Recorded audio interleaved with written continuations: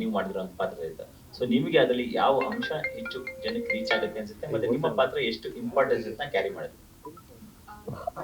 Sir ಹೌದು, ನೀವು trailer ಅಲ್ಲಿ ನೋಡ್ದಂಗೆ ಅದು ಹುಡುಗ ಹುಡುಗಿ ಗಂಡ ಅಥವಾ ಮದ್ವೆ ಆ ಒಂದು ಸಮಸ್ಯೆ ಖುಷಿ ಎಲ್ಲ ಅದು ನೀವು ನೋಡಿದ್ದೀರಾ. ಅದಕ್ಕೆ ಅದಕ್ಕೂ ಮೀರಿದ ಸಿನಿಮಾದಲ್ಲಿ ಏನಿದೆ ಅಂದ್ರೆ ಅಪ್ಪ ಮಗಳ ಬಾಂಧವ್ಯ.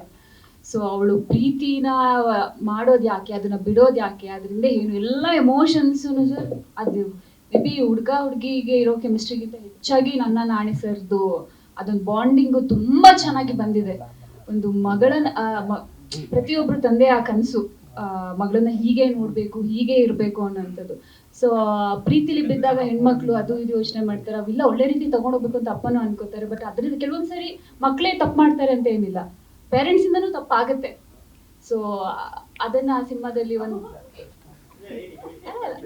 ನಮ್ದು ಹೇಳ್ತಾ ಇರೋದು ಆಗತ್ತೆ, ಜನರಲ್ ಆದ್ರೂ ಆಗತ್ತೆ. ಹಾ ಹೌದು ಆಗತ್ತೆ. ಸೊ ಅದೊಂದನ್ನ ತುಂಬಾ ಚೆನ್ನಾಗಿ ತೋರಿಸಿದ್ದಾರೆ ಸರ್. ಅದೊಂದು ಬಾಂಡಿಂಗ್ ತೆರೆ ಮೇಲೆ ನೋಡೋದೇ ಒಂದು ಖುಷಿ. ಅಂಡ್ ಇನ್ನೊಂದೇನು ಅಂತ ಅಂದ್ರೆ ಈ ಸಿನಿಮಾ ಶೂಟ್ ನಡೆಯುವಾಗ್ಲೇನೆ I lost my father.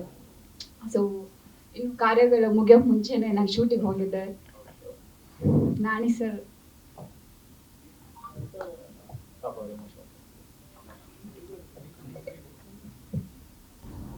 Nani ಅವರೇ ಹೇಳಿದ್ರು ಬಗ್ಗೆ ರಿಯಾಕ್ಟ್ ಮಾಡಿ.